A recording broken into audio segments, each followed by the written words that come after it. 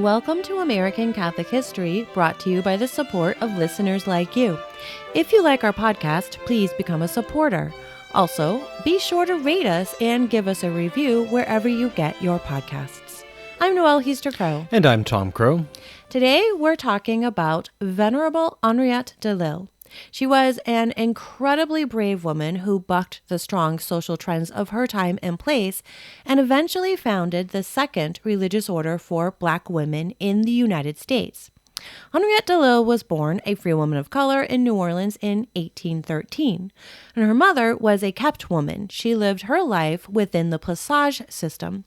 Plaçage is an important part of the story, so we're going to spend some time talking about that. Yes. Now, there is much to this story that is ugly and unfortunate, and the plaçage system was a big part of that. Plaçage was sort of an outgrowth of slavery. Some female slaves managed to become free women of color. It wasn't easy to gain this liberty in the first place, but it was possible. One of the ways it happened was through the death of their owner. Another was through purchasing their freedom. Either another person put up the money, or the woman herself somehow amassed enough money to purchase her own freedom. But once a female slave became a free woman of color, there wasn't really a whole lot she could do to support herself in such a society. One life available to her was to enter into this plaçage system. Plaçage was a practice wherein wealthy white men kept a mistress who lived in his big house in the city. These women were not their wives. The wives and legitimate children lived at the plantation out in the countryside, but these women were something like showpieces at their homes in the city. They were usually women with at least some African ancestry, even if just a little.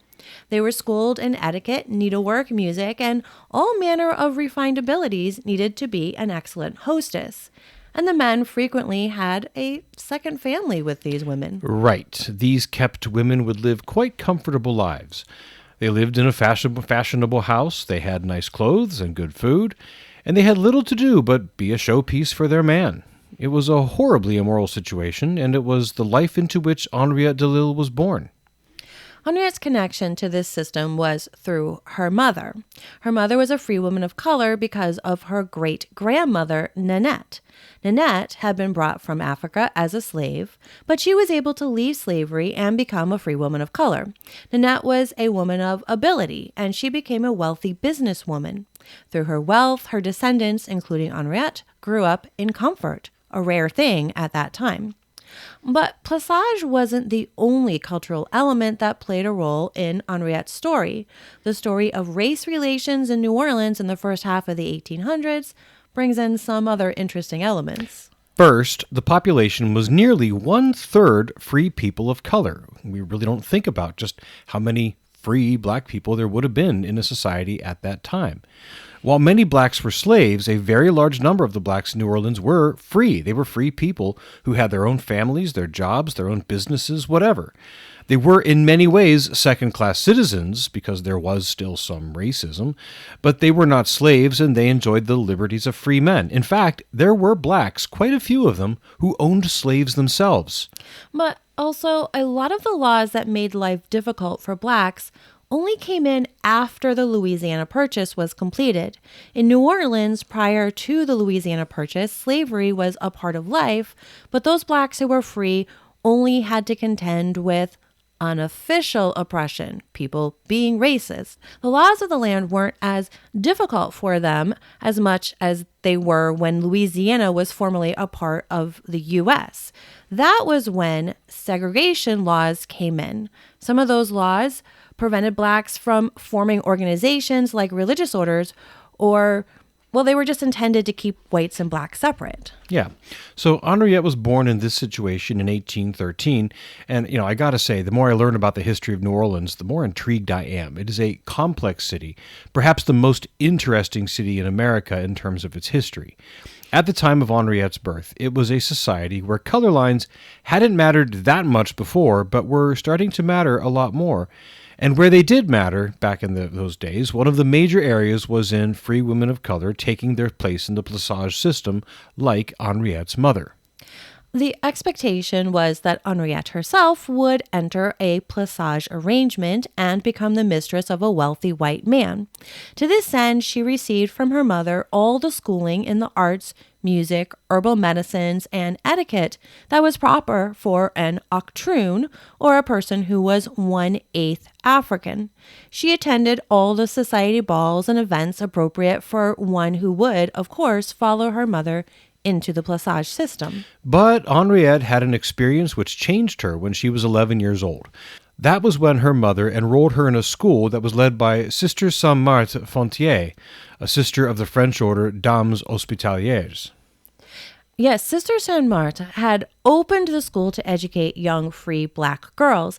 And as you said, Henriette was 11 when her mother sent her there.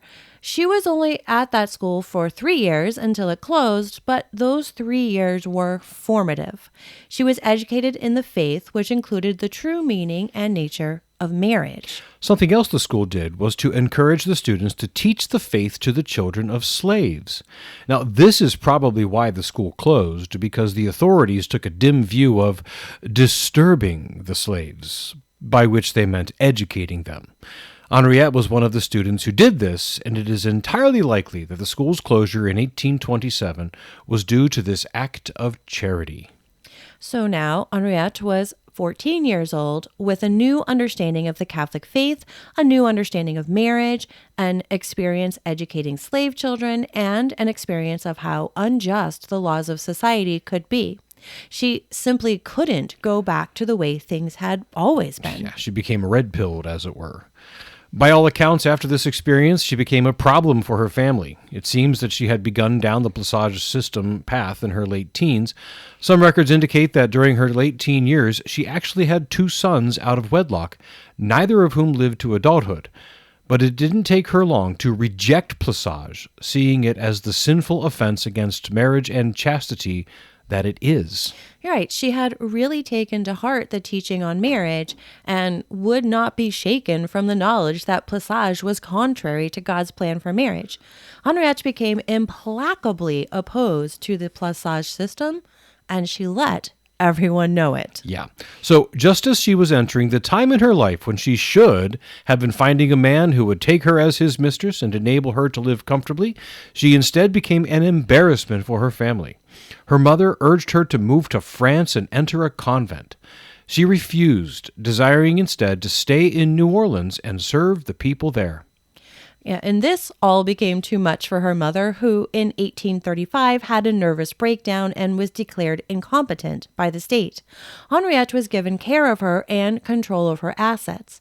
Henriette cared for her mother and then sold lots of unnecessary assets. In fact, she raised so much money from these sales that she was able to establish a small, unrecognized religious community that included both white and black women.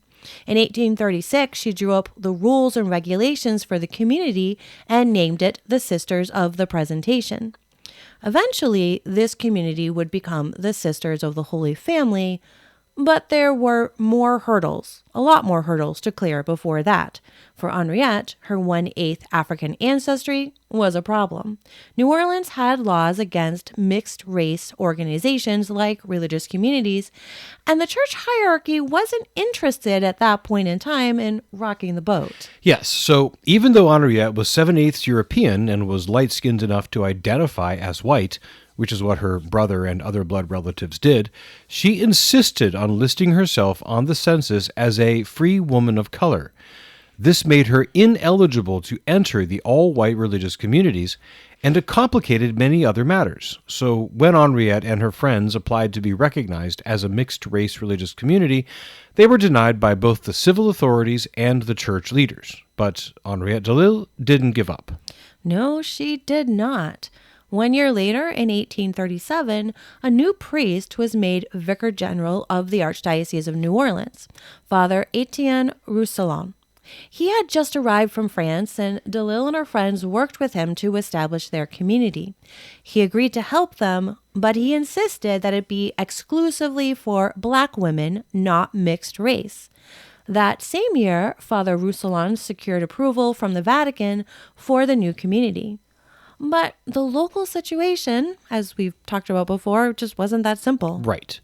New Orleans, because it had become more Americanized, unfortunately, had been shutting down black religious communities, so Father Roussillon and Henriette Delille had to work and wait patiently and carefully to navigate the waters.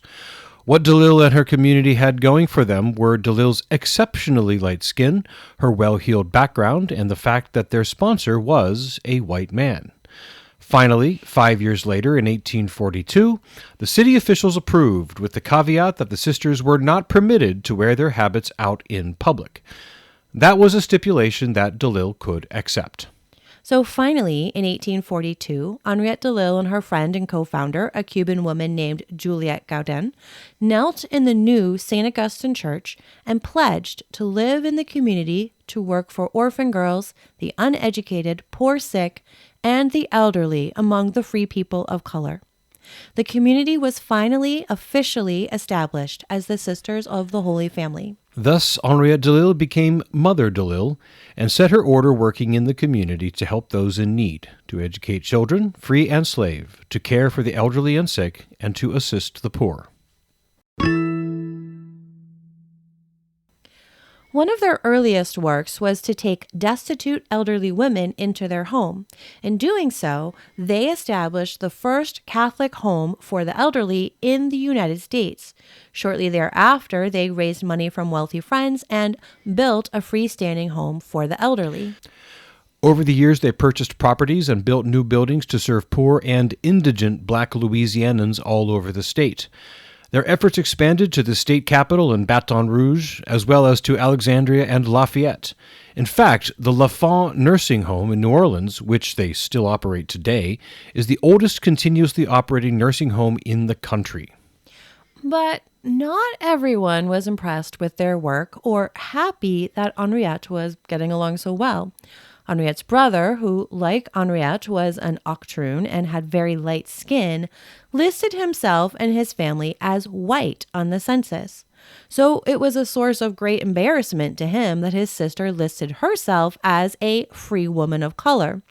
If people knew that she was an octroon and not purely white, then that would mean that he too was an octroon. And this would harm his reputation and his standing in society. Since Henriette wouldn't be convinced to change her self-identification, he moved his family to another part of Louisiana where she wasn't known. Yeah. This development grieved Henriette, but it didn't stop her. The sisters continued to do great work, including caring for the sick during various disease outbreaks like the yellow fever epidemic of 1853. And in the wake of that epidemic, the sisters began caring for many children whose parents had died and so were suddenly orphans. You know, there's someone else who was doing a lot of work with orphans, the poor and the sick, in pre-Civil War New Orleans. There is indeed the topic of our very first episode, Margaret Horry. And they were born the same year, actually.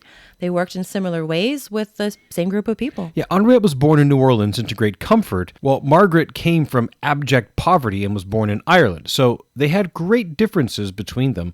But the fact that they found themselves doing the same great work in the same city at the same time, I hope they knew each other. It would be really fitting somehow. It would be, but there is one huge difference between them right now. Henriette Delille has a cause for her canonization opened. Her cause formally opened in 1988, and she was declared venerable in 2010 by Pope Benedict XVI. There are at present 2 miracles under investigation, which would help her attain the status of blessed and saint. And yes, Margaret Horry's cause hasn't opened yet, but, praise God, there have been investigations into it, so that may be coming also. Well, they both certainly seem deserving from what we've seen. Absolutely. But Mother Delille didn't live to the ripe old age of 69 like Margaret Horry did. Delille succumbed to tuberculosis in 1862 at just 49 years old.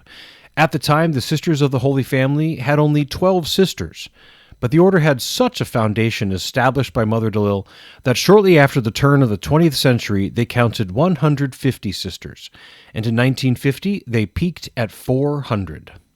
They finally received permission to wear their habits in public in 1876, and 11 years later, in 1887, the Archbishop of New Orleans officially approved their rule. Nowadays, the Sisters of the Holy Family still operate schools, nursing homes, and retirement homes in 6 U.S. cities. From 1898 until 2008, they also worked as missionaries in the country of Belize. One of their schools, St. Mary's Academy in New Orleans, has operated since 1867, making it one of the oldest black Catholic schools in the country. Mother Delille set down what should be on her tombstone in 1836 when she was 23 and was founding her order. On the inside leaf of a prayer book, she wrote, "I believe in God, I hope in God, I love God, I want to live and die for God." By all accounts, it seems in the end she did just that. This has been American Catholic History. If you enjoy American Catholic History, please become a supporter. Get information on how to become a supporter at americancatholichistory.org/support. Also on our website, sign up for our newsletter, learn more about Venerable Henriette Delille, see about our pilgrimages, like our pilgrimage next year to the Kentucky Holy Land and Bourbon Country, and find other great stories from American Catholic history. We also love the great reviews our listeners leave. Those and the 5-star ratings help others find us. You can also email us feedback, questions, tips for episode topics, or other comments at feedback@americancatholichistory.org. You can find us on Facebook at facebook.com/American Catholic History, on Instagram at ACH_podcast, and follow us on X at ACH1513. I'm Noelle Heaster-Crowe. And I'm Tom Crow. Thanks for listening to American Catholic History, brought to you by the support of listeners like you.